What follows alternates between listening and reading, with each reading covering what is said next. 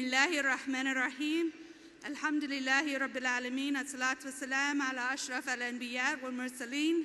Sayyidina Muhammad wa ala alihi wa sahbihi ajma'een. Wa min istana bi sunnati ila yawmiddin. Ashhadu an la ilaha illallah wa ashhadu anna Muhammadan Rasulullah. Assalamu alaikum wa rahmatullahi wa barakatuh. Welcome to Chicago. I'm a lifelong resident of Chicago, born and raised here.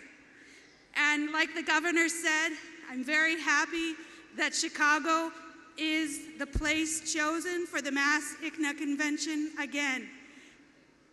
This is the 12th annual convention, and the theme is building a renaissance, brick by brick. Last year we had a theme that was talking about towards a renaissance, and this year it is about building that renaissance. My name is Karen Danielson, and I am currently the Public Affairs, Civic Engagement, and Outreach Director for the Muslim American Society Chicago chapter. I also serve here in the Council of Islamic Organizations of Greater Chicago's Executive Board.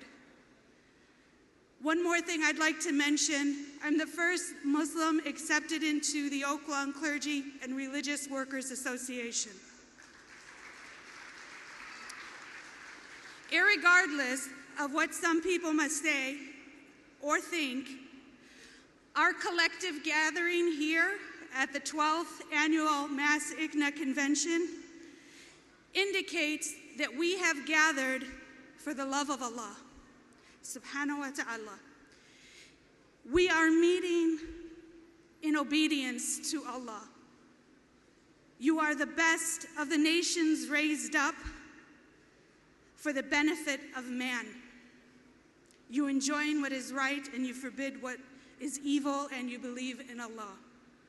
So we are an ummah, a collective that has united in God's message to mankind.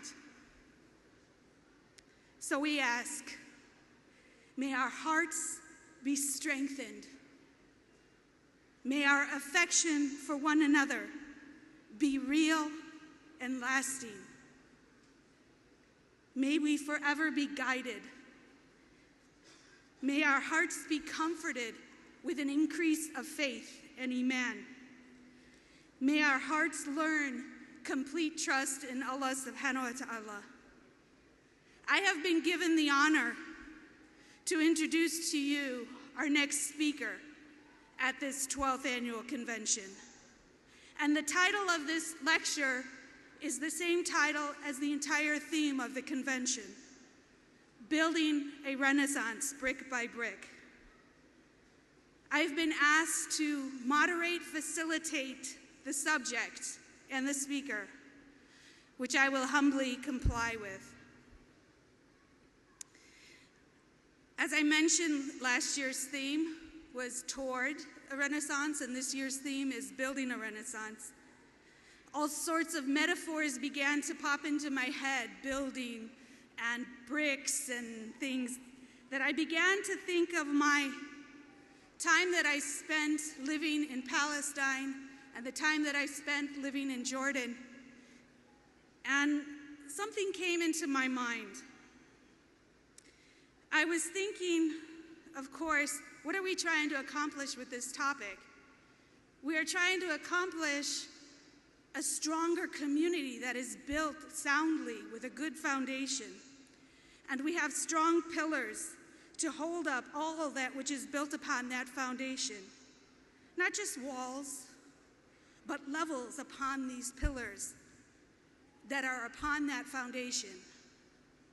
And we have Islam and the teachings of the Prophet Muhammad, peace be upon him, as our foundation, that strong foundation. So as I said, I was thinking about living overseas, and I sort of naively thought how messy some of the buildings are there. You know, if you have been into the Middle East, particularly Palestine or Jordan, you may see buildings half built. And the cement pillars of those buildings have the rebar sticking up, jutting out, looking sort of, I don't know, unattractive. So I was told, after I said it's not very nice looking, that those rebars are sticking up out of these pillars because they're there to help build the next level, the next floor. And I heard how necessary these protruding rebars are. But I also heard how dangerous they are. So I'm going into a kind of a deep metaphor now. Dangerous, especially if there's adjacent buildings that are much taller. And I'm thinking maybe, perhaps, if somebody fell and they were pierced by those rebars. Of course, God forbid anything like that would happen, but that got me thinking. We're building pillars in our community. And some of our pillars are growing up in different places around this country. Some institutions and some individuals are growing strong, and they're rising up so high. And they're achieving some great achievements, and they're growing right out of that great foundation that we know of as God's message and the teachings of the Prophet ﷺ. And I'm going to get back to the metaphor of these pillars and building around them. But we had better build up these pillars in such a way that they rise together, so that we don't have this sort of lopsided pillar building throughout the country. On one part of the U.S., maybe the eastern seaboard, we have a great established work. Maybe in the Midwest, something else. Maybe not so much in other parts of the country. So we have high levels and low levels of achievement, institutional building and such. And so I'm hoping that the work of these great pillars would be surrounded not by dwarfed efforts, but that they would be surrounded by equal efforts that can rise up to bring our Islamic community to a platform together. Because we all know that if you have one pillar that's higher than the other, maybe a large pillar, a small pillar, and another large, and you try to build a platform across, it's going to crush and fall in the middle. And so I'm not trying to dwarf the great works that our scholars and our institutions are doing. Rather, I'm trying to recommend that there be a hand to lift up all of the pillars together, all of the work, and to find a way to connect. So our goals in building this renaissance should be to grow together, pacing our progress together, stabilizing each level, not holding back, but supporting one another, and connecting the rooms of these pillars that are our work. I know a woman, Reverend Willie Barrow. She's in her 80s, maybe she's past 90 now. She was walking alongside Martin Luther in the 60s for the civil rights movement. She's continued her work with Jesse Jackson in the Rainbow Push and the Bread Basket organizations here in Chicago. So Reverend Willie Barrow, I had the opportunity to work with her about 10 years ago. And she said something to me one day, and of course it was in the interfaith realm, but she said something that's very important for all of us. She said, it's not that we are ununited or that we are not together on the same issues, but we are disconnected. So let's connect.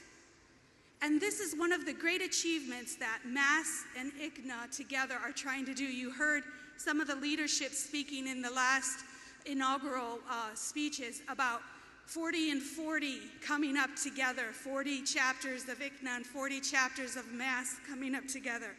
And that's why I love this organization, MAS, because you and me and the brother or sister who's sitting next to you, we all become part of the structure that houses a lot of great work, that starts at the foundation and at the grassroots level, And the mortar, you all know what mortar is. It's the cement that goes in between the bricks. It's what binds the bricks together.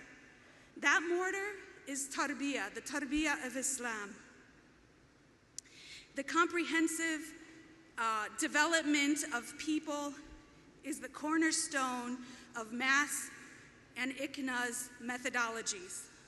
The mortar is the binding agent keeping us connected.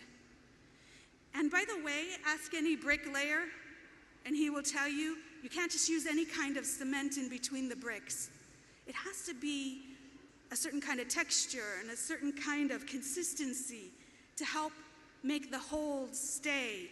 And that's what we are blessed with. We are blessed with that tarbiyah of the religion of Islam. So we have the foundation, Islam, and the Sunnah of the Prophet ﷺ. We have many great pillars, like our next speaker. We are enough bricks right here in this room. Well, at least we're a great sampling of the bricks that are out there to build these rooms that surround these pillars, that become institutions, that become the houses of great activity and validation for Islam in America. Even with all the sacrifices that each of you made to come here tonight, the difficulties and the hardships that our own ummah is suffering today, right now, we were still able to pretty much fill this room. And I'll bet you as the conference goes on, every seat will be filled. Well, I'm not really a betting person, but we did not get here, you know, just by ourselves. We did make the sacrifices, but it is Allah that gathered us here today.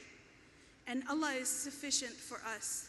So we don't have to fear what is in front of us. We just have to work towards it. Enough of my mediocre, even ordinary metaphor. The topic at hand, Islamic revival with all of its promising signs and precursors worldwide, we cannot forget to open our eyes and really see where the need is for improvement, especially in the way we understand Islam. Today is the day of Sheikh Google, and anyone out there can define Islam for us. Some are even attempting to force it to evolve, claiming that it needs to meet today's standards and today's expectations. Well, it wouldn't have survived over 1,400 years if it needed to evolve or to change. But let's let our next speaker talk about the intellectual features of this new Renaissance. Same Islam, but new Renaissance. How to strike the balance between valuing the legacy and developing the ability for inclusiveness and coexistence, not only globally, but right here in America as well.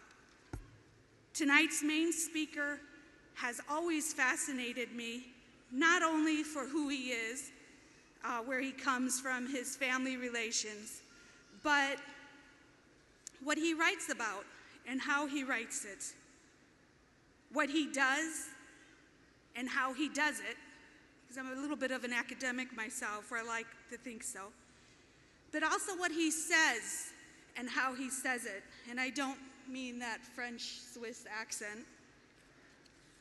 Tariq Ramadan is professor of contemporary Islamic studies at the Oxford University Oriental Institute, St. Anthony's College. He also teaches at Oxford Faculty of Theology.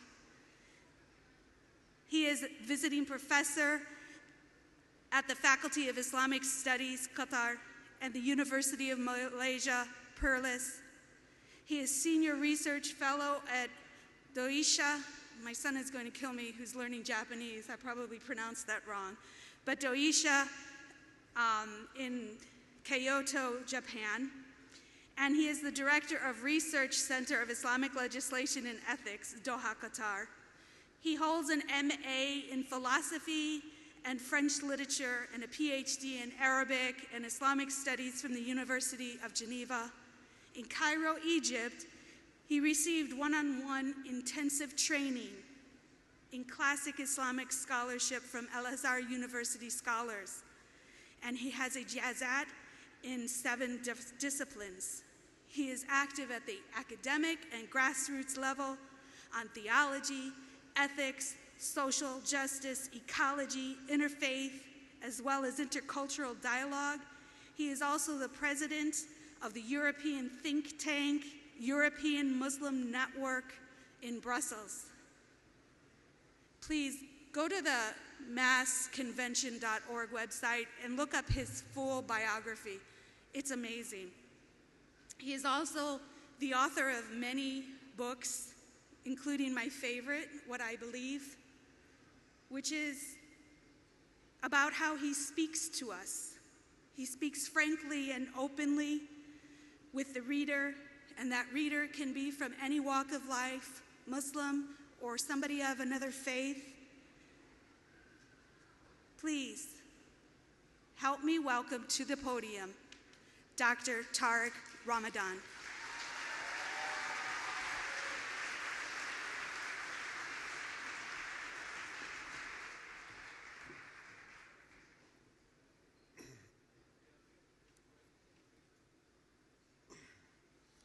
أعوذ بالله السميع العليم من الشيطان الرجيم بسم الله الرحمن الرحيم والصلاة والسلام على أشرف المرسلين سيدنا محمد وعلى آله وصحبه أجمعين ونعوذ بالله من شرور أنفسنا ومن سيئات أعمالنا من يهد الله فهو المهتد ومن يضلل فلن تجد له وليا مرشدا ونشهد أن لا إله إلا الله وحده لا شريك له ونشهد أن محمدا عبده ورسوله أيتها الأخوات أيها الإخوة أحييكم بتحية الإسلام تحية من عند الله مباركة طيبة السلام عليكم ورحمة الله وبركاته.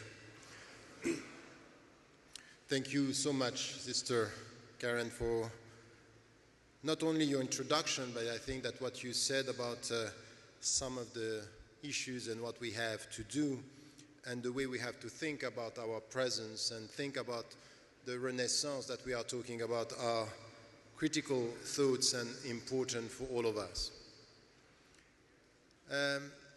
The title of this evening is the title of the convention, and in 30-35 minutes it's a bit difficult to come to all the dimensions. So take this as an introduction, and at the same time what I heard this morning is already coming from many speakers and many people, the substance of things that we have to think about as Muslims and for you as American Muslims living in this context and understanding the challenges within your society. Now, if we come to the title and we try to understand the meaning of Renaissance, by the way, it's not the first time that we have it in the Islamic history. We know what it means in the Western history. It has a specific meaning. And in many ways, if you come back to the centuries within the Islamic tradition, you will see many scholars in their time talking about Renaissance or talking about revivification, or talking about tajdeed, or talking about ihya, or talking about islah. These are words that we know are everywhere in our tradition. Now, we should understand what we keep on repeating, but we have to take it for ourselves. When it is said that Allah subhanahu wa ta'ala is going to send to our community, Allah yab'athu li hadhihi al-umma ala ra'si kulli mi'atin sana man yujaddidu laha dinaha. Allah is sending to this community every century a man or a group of people who are going to renew for this community for its religion and our religion. The understanding was quite clear, is that the Quran is not going to change. We are not reforming Islam, and we are not going to change the authentic ahadith. In fact, what is going to change during the Renaissance, what is central, is the way we are going to read the text, is our understanding of the text. And why it is important to get this, it comes back to us. What is going to make us change in the way we read the scriptural sources, the Quran wa Sunnah? In fact, two main things are going to help us to change. Very simple thing, but they are very important in the way we deal with them. The first one is obvious, it's time. With history, we don't have the same understanding of the text because we don't have the same knowledge of the world, the universe, and the context. So our knowledge is going to bring new understanding in the way we read the text. The text is universal.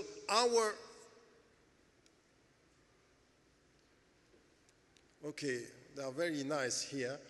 It's the first time I get something like this, take your time. So, okay, you will have me for 3 hours. No. Alhamdulillah, we'll try, because I know that they were struggling with time and with the late arrival of the governor, and it's not in their hand. We'll try to stick to our time and try to keep it as it should be. Now, the point is that with time that we get more knowledge, our mind, our intellect, our understanding are going to change because we are dealing with the same text. The text is universal. Our being is temporal, but temporal within history. So the way we are going to read the text with time is going to change. The second thing which is important is context, is history, is cultures. You always have a viewpoint on the text. The way you read the Quran in the desert is not the same when you read the Quran in Chicago. So the cultural changes are changing our mind, and we get from the text something which is in the text, but we are taking from our viewpoint, which is essential here. The universality of the text is not an eternal text speaking the same to everyone, is an eternal text speaking to everyone wherever he is or she is and whenever he reads or she reads. That's essential. So this understanding of the universality of the message is time and space are pushing us to get this. And with this, there is something which is also very important. It happens even in our life. When you read the Quran, someday you don't read it the same way other days. Why? Because your state of mind, your heart, your psychology is different. And in fact, on the collective level, cultures are shaping psychologies. So we have collective psychologies, and this is giving to the readers a way to read the text in a specific way. So Islam is one. The texts are going to be the same. The readers are changing. The knowledge is changing. The in-depth of this knowledge is going to move. So for us, Renaissance means, if we are serious about this, if you understand the very meaning of Tajdid al-Fahm, the renewal of our understanding, is we have to take seriously where we are, who we are when we read. It's a call for responsibility. You are responsible of the reading of the sources where you are when you live. And this is sending back to the community, be careful. Because if you don't read the Quran the way it should be, don't ask Saudi Arabia to give you an answer. The problem is you, it's not them. No clapping, no clapping. It's a call for responsibility. You're not clapping something which is good for you. It's something which is heavy. Inna sanulqi alayka qawlan thaqila means these are heavy words for you, and you have to take responsibility. No one is going to do the job in the United States of America if they are not American Muslims here doing the job. Getting it right. Renaissance here start with the understanding of your text, the scriptural sources, with, of course, the context within which you live in the United States. Second thing, there is something also that is eternal. Wherever you go, understanding Islam means that you understand two things, two main messages. Know Islam if you don't understand that the very essence of Islam is about educate yourself and reform yourself. It's about reforming the self. That's wherever you are. Wherever you are, if you don't get this from Islam, there is something wrong. And this morning when I was listening to speakers, when they are talking about al-akhlaq, when they are talking about what the Prophet, peace be upon him, والسلام, was saying, إِنَّمَا بُعِثْتُ لِيُتَمِّمَ مَكَارِمِ الْأَخْلَاقِ, I was sent by to complete, to achieve the good character, means you Muslims, you read the text, you change yourself.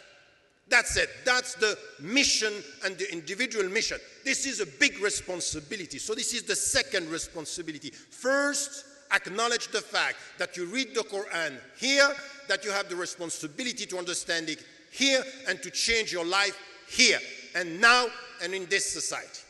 No excuses. You cannot apologize. Oh, you know what? They don't like Islam. So what? So what? The Prophet ﷺ, in his family, in his community, in his society, was rejected. Are you expecting that the people who don't know Islam are welcoming you now? No. The jihad is first understand your responsibility and know what you have to do. The second side of Islam and this message is reform yourself and reform the world. Change the world. Make it better. Wherever you are, any American Muslim who is dying in the United States of America and don't make this society better tomorrow than today is not fulfilling the duty of being a Muslim in the United States of America. That's as simple as that. This is a duty. This is where Renaissance starts, with our understanding of our responsibility. Double responsibility. Or the third dimension of this responsibility when we understand what it means. Now, we understand that in any institution, very often we have vision, mission, and priorities. So this is what we are talking about when we are talking about Renaissance. What is our vision? And our vision as Muslims, if we come back to the scriptural sources, we understand is we want to fulfill and we want to reach the objectives that we know are the universal objective of Islam, that are in fact shared universal principles. When we are saying, for example, we want to protect our deen, our religion, our religions, our belief systems, whatever, because la ikraha fi din means that if I want to protect my religion, I want to give the opportunity to anyone to have his or her religion protected. That's la ikraha fi din means lakum dinukum waliya din. I'm not going to impose, because this is the will of Allah. ولو شاء ربك لآمن من في الأرض كلهم جميعا أفأنت تكره الناس حتى يكونوا مؤمنين. That's the point. If God had willed, everybody would have followed his message, the message of the Prophet ﷺ. So you are not here to impose. You are here to show what the message is doing with you. Now let the people be free. Their way, it's between them and Allah. It's none of your business. That's the message. That's the point where Muslims, we come with this understanding. We come with this understanding, say my vision is to achieve and to fulfill the principles. So it's about protecting a deen, protecting the self, the personal and the human integrity, protecting the 5 main principles that we know. But more than that, it's about justice, al-adl, al-qist, it's about freedom, al-hurriya. All these objectives are part of what we have to achieve in this society. So our vision is about this. This is why what we want to achieve. And then our mission is to be witnesses, because this has been repeated and repeated and repeated again and again in this convention and before. وَكَذَلِكَ جَعَلْنَاكُمْ أُمَّةً وَسَطًا لِتَكُونُوا شُهَدَاءَ عَلَى النَّاسِ. So you have to bear witness to the message before people. So we know the vision, we know the mission, not the problem in our Renaissance is the priorities. And very often we are mixing the priorities because we don't have a clear vision and we don't know exactly what we want to achieve. We don't even know in our understanding of Islam what comes first and what is less important. Sometimes we put things that are secondary at the first place because we are attacked on secondary issues. So we are in fact distracted from the essence of our religion, because some people, they point out or they are showing or they are attacking you on secondary issues. And we are completely lost in the way we respond. By not knowing who we are in fact misled in the way we respond to people who want to know who we are. So we respond much more about what could please them, what they are expecting from them, than what we want to tell them. So we have to get through an intellectual revolution and come back to our understanding. Now, there are things that we have to start with that are very important. And as we have been repeating, this is very much about coming back to the sources. Al-Quran was Sunnah are our main references.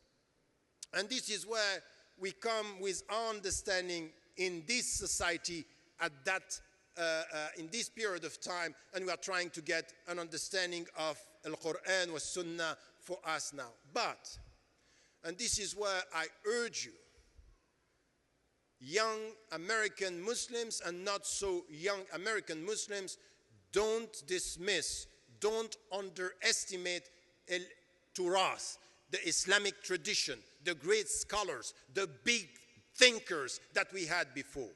Why? Because if you come back to them and you try to understand the way they were reading the scriptural sources in their context, what they were extracting, you can get lots of food for thought, lots of understanding, different dimensions, in depth in the way we read the Quran and the Sunnah.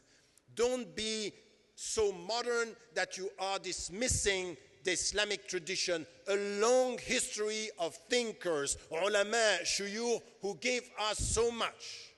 And be careful with these voices today who are telling you, you know what, for the American Muslims, the people who are going to give you the good thinking are only converts. That's not true. Converts could give a lot, but they would never dismiss the world and the work that has been done by scholars in the past, coming from Turkey, coming from the Arab world, coming from Asia, coming from Africa. We are not a religion for converts in America. We are a universal religion taking from everyone, anyone, as long as she or he gives good thoughts and help us to think better. We don't have this kind of nationalism. We don't have, no, I'm sorry. There are some converts, they don't really understand even America.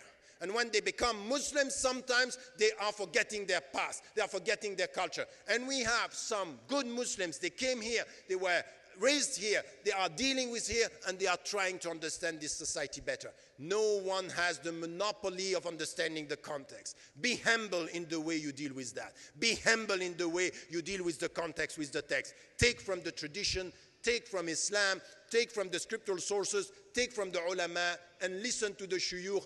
And even if you don't like a sheikh, because we have a problem with our conventions. Very often you are sitting when you like the speaker. Who told you that you need to like the speaker to get good thoughts, interesting thoughts? Sometimes you go, you sit, you don't know him or you don't know her or you don't maybe like him or her, and sometimes he is telling you things that you can take. It's not a fashion. We are not having this, conventions and entertainment around thoughts. No, this is deep and this is important. Seek knowledge, and sometimes from people you don't know, and sometimes from people you might have heard about them, but never listened to them. Don't judge anybody when you haven't taken time to listen to him or her. This is the starting point of someone who is dealing with knowledge. Now,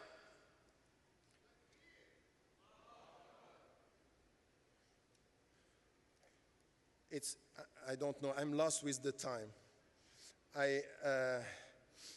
Okay, so what I was saying here is the first thing that we have to do is to take from the scriptural sources and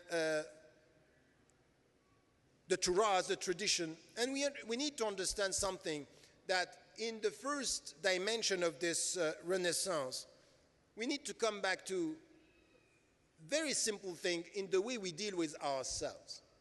And in the day we deal with ourselves, the universal intimate message of Islam is telling us something. In the way you are going to deal with your mission, in the way you are going to deal with this big vision, the starting point of everything in Islam, when it comes to you, is first, get the right understanding of Islam. And the right understanding of Islam is based on the right understanding of Tawheed, La ilaha illallah. And La ilaha illallah gives us the right understanding of freedom, what it means to be free. Free yourself from your ego, free yourself from all the temptations, So be responsible with your own self. But to do this, and to get this renaissance, intimate renaissance first, you always have to start with something that I heard many times here, which is be positive with yourself. Know that, when Allah subhanahu wa ta'ala is saying something, لا يكلف الله نفسا إلا وسعها, God does not ask anybody to do more than what she or he can do. It means you can do it. Be positive. Start with this reform of the self by being positive with you and knowing that Allah subhanahu wa ta'ala will never expect from you more than what you can do. And if he's asking us, educate yourself, come back to me, it means you can do it. So anyone who is saying, Allah doesn't love me, that Allah left me alone, that's in your mind. This is a self-protection. That's not the reality. That's not the reality. You come to Allah walking, He comes to you running. That's the point, which has to be with anything, is be positive. On the individual level, this is the starting point of everything which has to do with reforming the self. And the point here is that what we need when we come back to ourselves is three things. Yes, there are rules, and we have to stick to the rules. Buniya al-Islamu ala khamsin, we know what it means, but the rules are clear. The meaning of Tawheed, the fact that we have to pray 5 times a day, the fact that we are fasting, the fact that we are giving zakat. We need to take this seriously. These rules are important because they shape our personality. But at the same time, what is said is, be careful. All these rules, you should keep them with the objectives. And the objectives is, you pray to remember God. You give zakat to remember God and to help the poor. You fast to remember God and to help the poor. Everything has a meaning. Everything you do and every time you pray, the very understanding of taqwa wa khushu' is always to bring this meaning. So we have to reconcile our principles, our rituals, our practice with the meanings, always. And remembering this, this has to be visible in what? In the way we behave. Because Allah subhanahu wa ta'ala sent the Prophet ﷺ as a model, as an example. And what we understand is that the best among us is the one who has taqwa, this God consciousness. And how is it going to be visible? But the way we behave. As it was said this morning by many of the speakers, is the way we behave the visible side of Islam. So a Muslim, to get his own renaissance, intimate renaissance, is rules, objectives, and akhlaq, ethics, behavior, good character. This is where we understand that we have to be involved in this. Why am I saying this? Because if we don't get that as Muslims living in the United States, we will not be able to understand what will be our contribution to the society. First is start at that level, this spiritual dimension where take care of yourself. Take care of yourself. Take time with your heart. Take time with your mind. Take time with your body. Take time to ponder. Okay. It's going very fast. Anyway, so this dimension, it's important when it comes to the self. But what we also should understand, which help us to get this vision when it comes to the way we have to be involved within the society. We should always start with a sense of responsibility. It means don't be childish. Avoid anything in the Islamic discourse which is not based on responsibility and just, something which is do good, it's simple. No, life is complicated. Don't be childish and try to understand your responsibility as Muslims. And we should listen to this. وَلْتَنْزُرْ نَفْسٌ مَا قَدَّمَتْ لِغَدٍ. Every one of us should think about what he or she is preparing for tomorrow, meaning for his or her death. Meaning this is our responsibility. We cannot start with being childish. We have to be committed. We have to be committed, we have to be positive, but at the same time we have to be demanding. Look at the Prophet ﷺ. He was always full of forgiveness, but very demanding with himself. Demanding is not to be judgmental, it's not to be negative. Demanding means I want to achieve this, I have the means to do it. It's the opposite. Demanding with being positive, not demanding and being negative and judgmental, with your own self. And when you start like this, you understand that you can change your life in this way, and understand something, that you have to learn something, which is to be autonomous. We are always in need of Allah, always in need of brothers and sisters helping us, but autonomy means I can think by myself, I should act by myself, I have the means to change myself. So this is the starting point of everything. And if I may, I'm sorry, I don't have much time and enough time to go to all the points that I wanted to make, but understanding this comes our responsibility in this time of globalization. And in time of globalization, in fact, we have a global duty. And the global duty is get it right wherever we are. And for you in the United States of America, you have at the local level, at the individual level, to be committed to make this vision global, starting with our local situations, here and there, as I was saying. And it means, very quickly, we have to build mosques. And when we build mosques, wherever we build mosques, we are sending a message. The message is, we are at home here. These are our countries. We are at home in the United States of America. And we are going to pray here, meaning we are saying here, La ilaha illallah, and we are at home. But it's not over. Then we have to pay zakat. And the zakat, the very essence of zakat is, look at the people around you. Min aghniyaihim ila fuqaraihim, here. So you have to look at the people, Muslims, when it comes to zakat, and non-Muslims when it comes to sadaqah, here. You have a responsibility to show that your practice, the way you perform your rituals here, means that you look after the people, you care about the people here. And this is where we speak about zakat. And when we are fasting, you are not fasting in Saudi Arabia, you are not fasting in Egypt, you are not fasting in Syria or in Pakistan. You are fasting in the United States of America. And here you have to send the message that you are not going to buy, the consumerist society, and you are not going to deal with it in the way it is. You have a message, and the way you fast should be a teaching, a message that you are sending around in this society.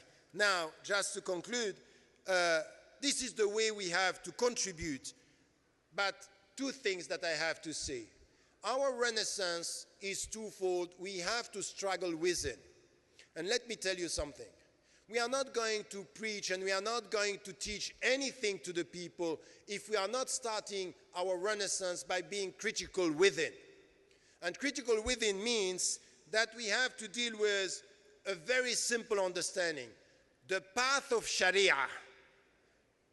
ثم جعلناك على شريعة من الأمر فاتبعها. The path of Sharia, this path that we are following, is very broad. And there are many ways of walking within the limitation of Sharia. The first thing that we have to do within is to be respectful of the accepted diversity within Islam. You don't have the monopoly of the right interpretations. As long as someone is not going beyond what is accepted in Islam, we are Muslims and we accept each other. This diversity is the starting point. So we are from different madhahib, we are Sufi, we are Salafi, and be careful. Don't start by being very quick in judging the people, or you are an extremist, or you are C, or you are that, or no, that's wrong. As Muslims, we should deal with this accepted diversity in Islam. The great scholars of the past, and the Prophet ﷺ was dealing with diversity. We have to do this. We have also to understand that Shia and Sunni, we are Muslims. We are going to disagree on many things. We are even going to disagree on political issues, but no one has the right to put a Shia and a Sunni outside Islam. That's first, it's not of your business. It has to be done at a level when we know what we are talking about. So let me finish by saying this, that this dimension within, and not only this, we have a problem of racism within. We have a problem where we don't talk enough to one another, coming from Pakistan, from the Arab world, from the black community in this country. You are not going to change America as Muslims if you don't get it right. The future of the Muslims in this society is Asian, Arabs, black, African American together in the name of Islam, and not something which is we have the monopoly as converts, we have the monopoly as Arabs. They don't understand Islam because or they don't understand America because we are African American. That's not going to work like that. We need to be self-critical. We have a problem of racism. We have another problem. Let me put it right now, which is also something which is, look at our mosques, look at our institutions. And this is why I asked the sister Karen to take her time. We need sisters, we need women now to be much more vocal and at the forefront. No. That's the point. That's the point, that in this society in the United States, the role of women is going to be critical here and for the world. So let me be clear on this, that the Renaissance is also to be self-critical. And the last point that I wanted to make is our contribution in the States is, please stop as Muslims to speak only when we are talking about Islam. Be everywhere when it comes to education, when it comes to solidarity, when it comes to social justice, when it comes to civil rights movement, when it comes to anything which has to do with our presence as Muslims and citizens. We have to be involved. Our contribution is this. And be careful as well. Last point. Don't to be colonized by what is happening. Because, you know, we have to Islamize the goals, not only the means. And some are now Islamizing the way we dress, but we want exactly the same fashion. In the way we want to please, we want to get this attraction. I'm sorry, if you wear the headscarf, it means something. To know the meaning of modesty. The meaning of modesty is not to attract in other ways and to make your headscarf as a new fashion. Be careful. This is colonizing the ants. No, why are you clapping? It's a very serious issue here. The same, because here I'm talking about women, but it's the same with men. I have the same problem with some of our brothers. They are working in some enterprises, in some businesses. They want to make the same money, but halal benefit, halal perception. We are not only Islamizing the means, we should be clear on the goals, the purposes, and our contribution in the United States of America: less consumerism, less look, less fashion, more meaning, more objective, and more dignity. This is the way you are going to help your brothers and sisters in the Muslim majority countries, because get it right, you American Muslims, for the first time in history, at that level, it might be that your experience in America, our experience in Europe, at what is perceived as the periphery, will have a tremendous impact on what is happening in the Muslim majority countries. We have a very important responsibility, a critical responsibility. What is going to be the future of Islam is not going to come only from the center. It's going to come from the periphery. And you know what? It might be that the periphery is also the center. Wallahu a'lam wa a'la wa ahkam, wassalamu alaikum wa rahmatullah. I'm sorry.